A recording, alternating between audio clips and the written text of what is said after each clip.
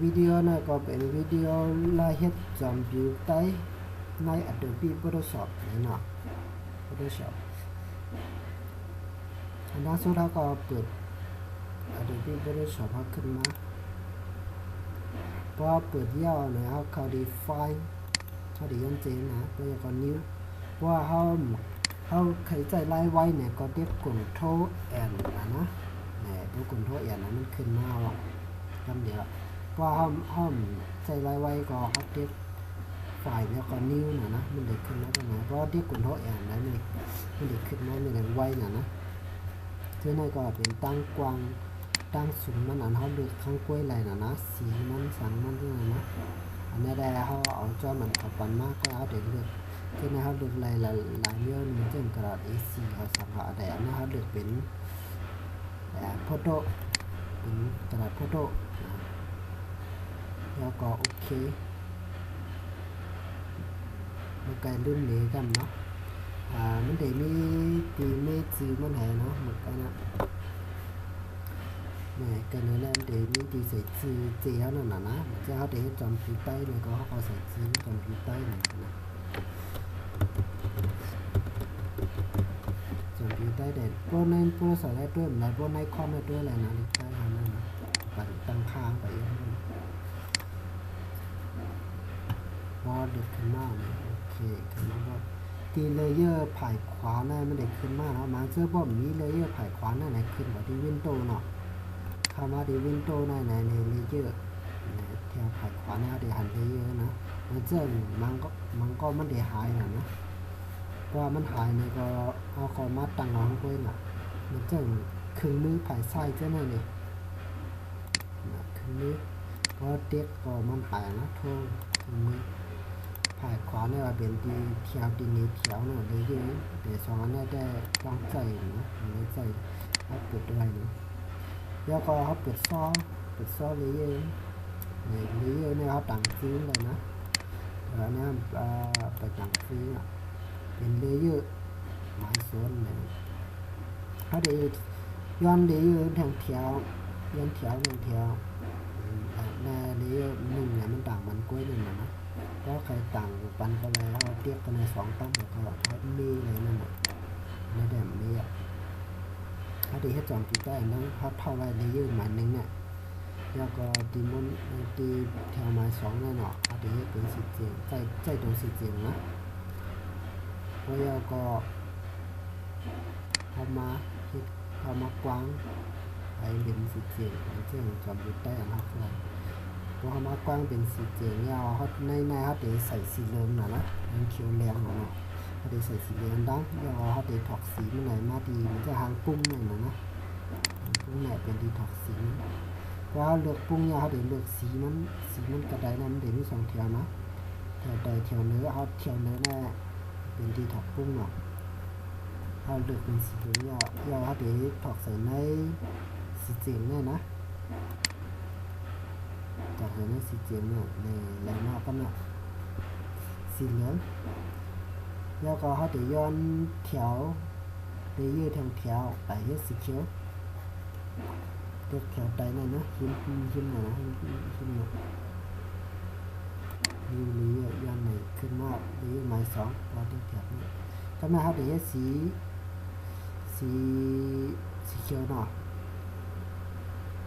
มาดีอันเป็นสีเขียวเนี่ยกล้ามเลือกไว้ตัวครึ่งมือตัวไหนกันอย่ามาในกลางบอมาเท่าเสียในกลางมันเดี๋ยวขึ้นมาจากย่อเขาเทียบหนูไส้ด้วยว่าเขาจันลงว่ามือเขาสั่นก็ไม่ได้เปี้ยงกันดีนะว่าเขาโกมือสั่นให้ลงเปี้ยงกันนะครับเทียบตัวเชียบไว้ตีกีปอดเท่านั้นเชียบเพราะเทียบเชียบให้ตั้งเทียบหนูไส้จันลงหน่อยมันเลยลงเปี้ยงกัน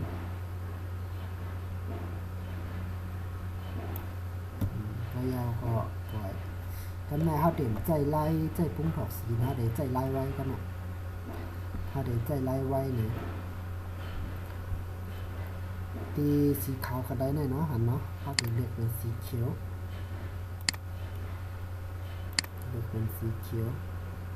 แล้วก็โอเคกันแม่เขาเดี๋ยวเรียกกลุ่มโทษติดนะที่พอเท้า ก็เด็บแล้วก็เนี่ยมันได้ลงสีกำเดียวไล่ไว้หน่อยนะ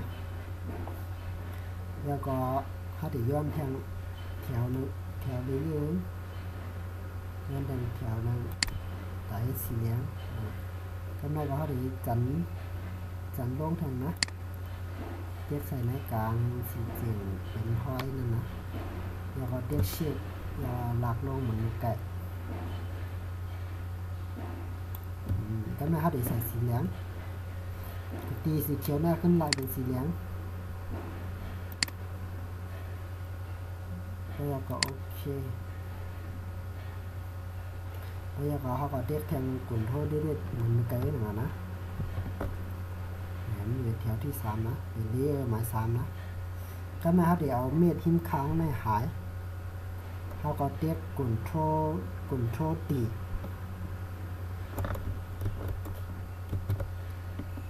หายก็มาเกิดวงเหลืองว่าเขาย้อนเลเยอร์แทงอันดูเลเยอร์หมาย4ยอดดีสีเจียงนะเขาเด็กเป็นอันม้วนครึ่งมือสีเจียงด้วยนะคือแบบม้วนแล้วก็เอามาเท่าเนี่ยก็จันเตียกหนูใส่จันมันเป็นอะไรมันก็ม้วนดีนี่ก็พอเขาขายม้วนดีดีเขาก็เตียกเชียบเป้าเลยนะเรียกว่าเชียบหนูใจหนูจันนะม้วนขนาดกว่าเขาใครให้ม้วนสวยสุดมาเตียกป้าดีกว่าป้ายาวๆนะ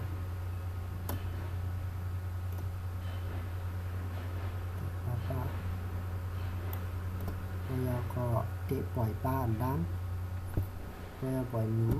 ปล่อยเชียบ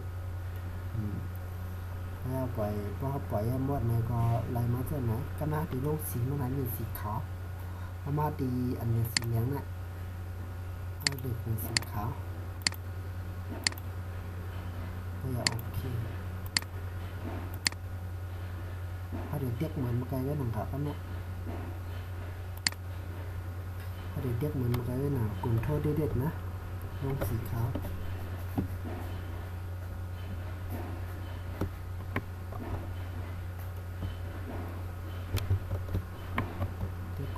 ด้วย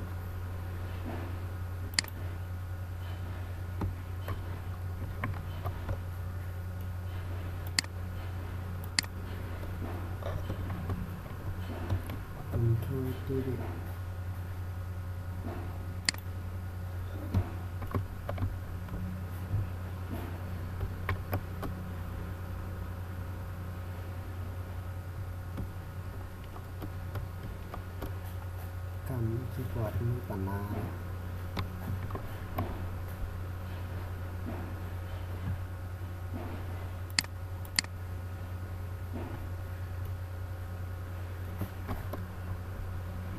่ยแหละกุ่นโทษเด็ดเพราะเด็กกุ่นโทษเด็ดเนี่ยก็ไม่ได้ลงสีนะลงสียาวก็เขาก็ขึ้นลบห้อยกุ่นโทษดีในจำเป็นได้กันนะแต่มันจะเอาขึ้นเอาตัวจีเนี่ยมาจีด้วยนะจำได้แต่มันจะเป็น1 สี1 อัน1 แถว1เลเยอร์นะเดี๋ยวนะ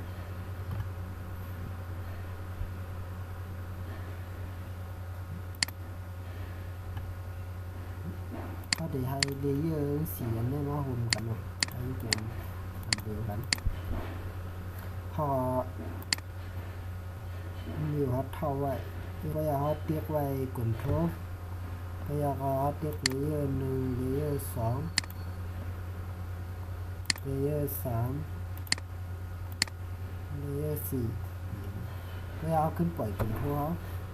อยากเอาคลิกขวาใส่แบบนี้นะเนาะแล้วก็ฮอตเตียกตัวนี้คมเลเยอร์นี่ก็ไม่เป็นอันเดียวกันกว่าเนาะเลเยอร์ก็ไม่เขาใครกว่ายุคใครกว่าว่างไว้ก็อะไรก็แล้วนะก็นะเขาใครที่ใครใหญ่ก็แล้วก็เรียกเสียงเนี่ยหน่อยเสียงหนึ่งนะเขาใครเรียกใครใหญ่ถ่ายก็อยู่ที่ห้านั่นแหละนั่นแหละก็พ พอเห็นนั้นดีเปลี่ยนดีเขาเรียกว่าชิปเขาเรียกว่าชิปอันนี้ใครใหญ่ยาวกันมองในก็หนึ่งก็จำดีได้ด้วย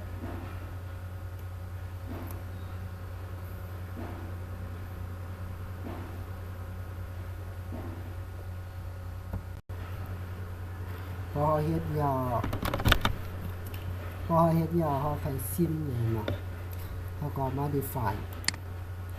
แล้วก็เซฟอะไรซิมเป็นไฟด้วยนะเป็นไฟล์ PDF ด้วยอันนี้เขาเคยเก็บไว้ในไหนก็เก็บหน่อยนะเป็นไฟล์ในได้ตีสมมตินะเราเคยซิมก่อนนะเดี๋ยวซิมไว้ดีเพิ่มฝั่งอันซึ่งเขาดาวน์เรื่องอะไรนะเขาเก็บเนี่ยเป็น PSD นะพอยาก็เซฟนะมันก็เก็บไฟนะเขาใครขึ้นมาเกมอะไรก็อะไรนะว่าเขาเก็บเป็นแค่พังกำเหลวเนี่ยก็เขาก็เด็ดเนี่ยนะแถวเนี่ยนะเซฟฟอร์มนี่นะป้อมนั่นก็เด็ดกดโทรเชฟอันจะพอได้เชฟกดโทรแอดเนี่ยก็ไว้เนี่ยนะก็เก็บเป็นแค่พังเนี่ย JPEG เนี่ยเป็นแค่พังนะแล้วก็เซฟ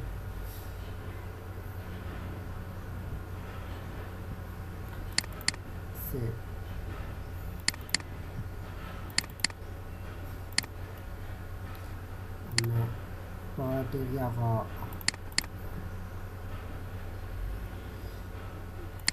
ถ้าคนเลือกฝ่ายมันใจนะเลือกไว้นะ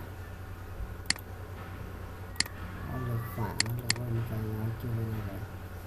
ในโฟลเดอร์ตู้เนาะใจนะโฟลเดอร์หายอยู่นั่นน่ะจำพิวได้นะ JPG นะแค่ผ่านโอเคเก็บเป็นแค่ว่าห้ามใครขอบเขาใช่ไหมครับใครขอบจำผิวในก้อยเนี่ยก็เทียบตัวในก็ละตัวตัดนะนี่เป็นตัวตัดนะ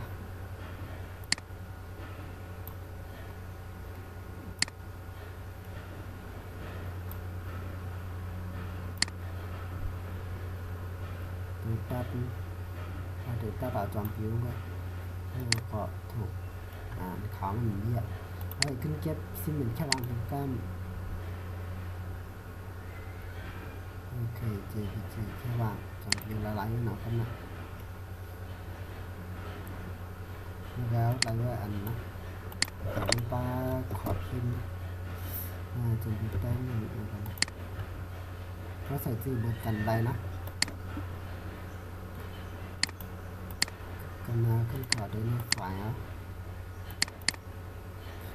แต่เขาเกี่ยวไว้ในโฟลเดอร์นี่นะเนี่ยจะพิวอันนั้นเกี่ยวบันตั้งอันนั้นเกี่ยวเป็นแค่พังเนาะแต่อันนี้เป็นไฟมันเปียกอันนี้ไฟเนี่ยพอเขาหลุดใจมาแล้วขึ้นมาดึกเขาในทดสอบแล้วเขาขึ้นเดือดโอปันเขาโอปันให้ก็เดือดเอาไฟเนี่ยนะก็เรียกใส่มันไหนก็โอปันไหนครับไหนขึ้นมานาอันเด็กเกย์แล้วนั่นนะโอเคไล่เก็บซิมได้รู้สึกไหนกันหรอ